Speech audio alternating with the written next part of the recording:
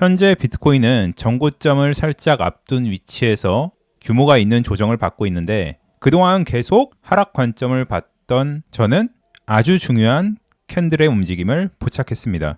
안녕하세요, 캔들의 신입니다.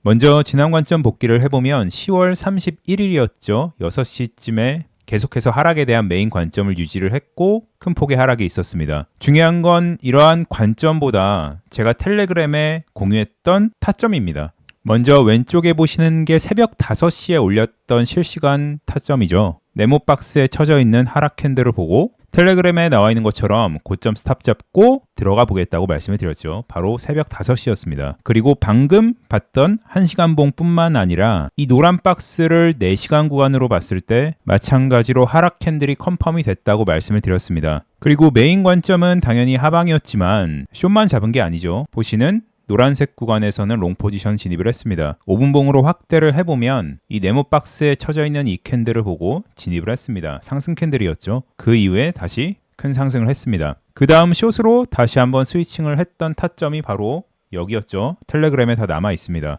왼쪽에 보시는 것처럼 큰 몸통을 가진 하락다람쥐 캔들이 발생했다고 업로드한 시점이 한 여기 정도 됐던 것 같아요. 그 이후에 하락폭은 보시는 것처럼 큰 폭으로 하락을 했죠. 요약을 해보면 전부 다 중요한 타점에서 캔들이 정확히 나와줬고 그 캔들을 실시간으로 다 업로드하면서 롱숏을 둘 다 잘 먹었던 것 같습니다. 이렇게 제 방향이 기본적으로 하락을 보고 있긴 하지만 그렇다고 무조건 그냥 숏만 들고 있는 게 아니라 롱 포지션 먹을 수 있는 구간은 또 캔들 보고 이렇게 들어가고 다시 숏 포지션 먹을 수 있는 구간을 타겟팅해서 또 캔들 보고 들어가고 이렇게 매매 전략을 짜기 때문에 항상 하나의 방향성을 고집해서 그 방향성이 틀렸을 때 큰 손실을 보지 마시고 이렇게 방향성 상관없이 캔들에 따라서 유동적으로 좀 포지션을 가져가셨으면 좋겠습니다. 현재 관점으로 넘어가기 전에 하나 굉장히 감사드리고 싶은 건 제 영상이 시청하시는 분들의 비율이 구독자분들이 굉장히 높으세요. 42%면 굉장히 높은 편입니다. 항상 이렇게 저를 구독해 주시고 또 제 영상이 올라올 때마다 꼬박꼬박 챙겨봐 주시는 분들께 너무 감사하다는 말씀을 좀 드리고 싶어요. 그리고 아직 구독을 안 하신 분들도 많기 때문에 그런 분들도 구독과 좋아요 꼭 한 번씩 부탁드리겠습니다. 먼저 지난 영상에서 시나리오 분석은 좀 자세히 했기 때문에 오늘은 캔들 분석을 짧고 간결하게 해보겠습니다.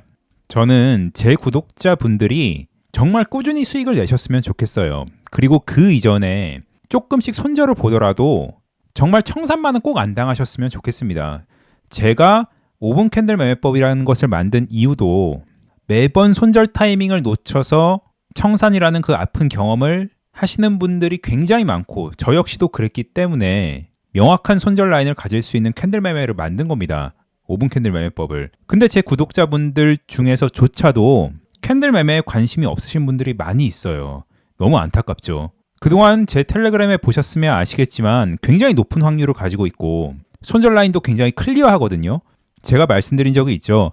제 구독자분들 중에서 저보다 청산 많이 당하고 저보다 더 큰 손실 입으신 분들이 저는 없을 거라고 생각한다고요. 그 마음을 누구보다도 잘 알기 때문에 여러분들이 항상 이 캔들 매매를 기반으로 해서 손절 라인을 잘 잡으셨으면 좋겠습니다. 반익절 꼭 하시고요. 그럼 지금부터 캔들을 좀 볼 건데 큰 캔들로 4시간 캔들로 보겠습니다. 제가 왼쪽에 있는 글을 남겼던 시점이 여기쯤이었는데 지금 4시간 봉에서도 보면 항상 캔들이 형성되기 가장 좋은 위치는 이런 전고점 혹은 고점을 돌파한 위치, 이런 위치나 뚫고 나오는 위치가 시세가 반전되는 캔들이 나오기 가장 좋은 위치죠. 그래서 항상 캔들은 위치가 가장 중요합니다. 위치를 가장 먼저 보셔야 돼요. 이렇게 좋은 위치에서 어떤 캔들이 형성됐는가를 봐야 되는데 다시 확대를 해볼게요.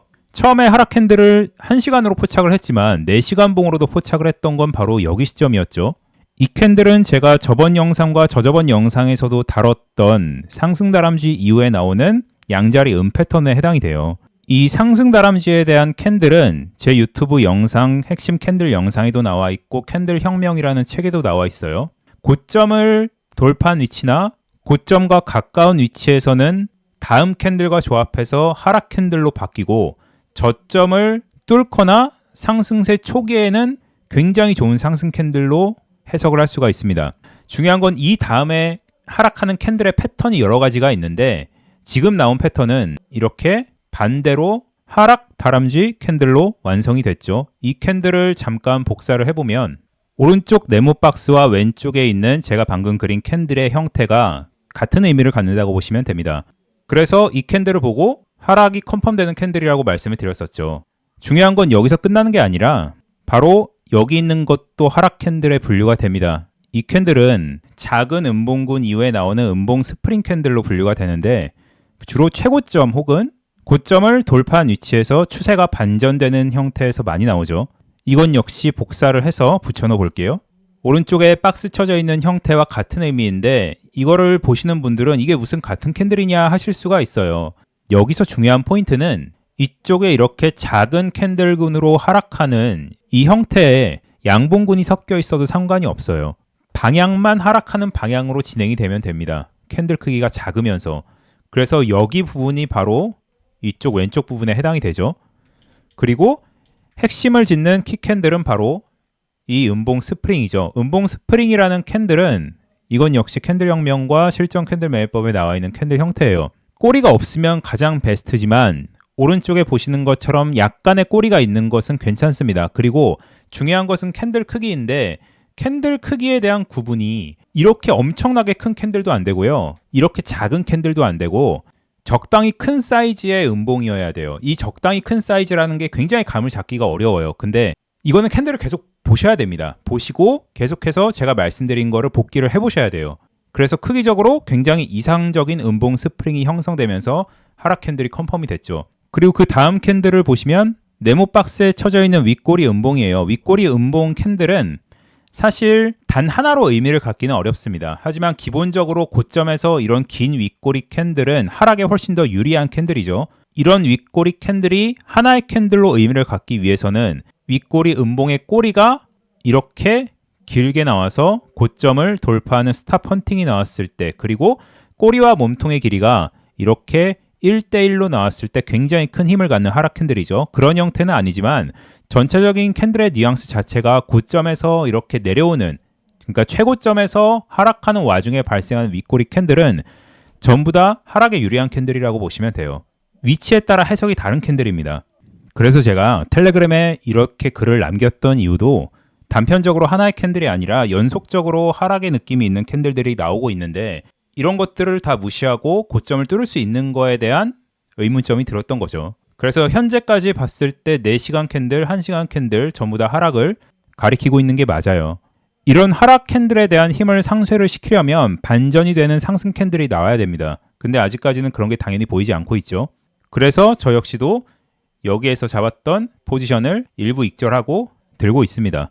자, 그러면 이렇게 캔들을 보고 여기서 쇼 포지션을 진입했다고 가정하면 스탑은 어디로 잡냐? 스탑은 바로 캔들에 대한 고가, 여기로 잡으시면 됩니다. 그리고 그게 아니면 이 캔들 고가를 윗꼬리로 돌파하는 이 꼬리 돌파까지는 허용을 하는 방법도 있어요. 몸통으로 이렇게 돌파하지 않는다면 허용을 해줄 수 있다는 얘기죠. 이렇게 캔들 매매는 손절에 대한 기준이 이 두 가지입니다. 굉장히 심플하죠. 그래서 둘 중에서 상황에 맞게 본인의 스타일에 맞게 손절 라인을 정하시면 됩니다. 이렇게 정하면 어때요? 여러분들 그동안 뭐 파동이나 뭐 이제 이평선이나 이런 걸로 했을 때보다 훨씬 더 깔끔한 손절 라인을 정할 수 있다는 얘기죠. 그러니까 본인이 원래 하던 어떤 그런 매매 스타일에 이런 것만 더하셔도 훨씬 더 기준을 세울 수 있는 매매를 만들 수가 있습니다. 그러면 청산도 없겠죠. 그래서 모든 캔들 패턴들을 다 외울 수는 없지만 제 영상을 보시던 아니면 텔레그램에 오시던 기본적으로 자주 나오는 캔들 패턴은 꼭 여러분들이 숙지를 하셨으면 좋겠습니다. 그리고 오늘은 캔들 분석만 했는데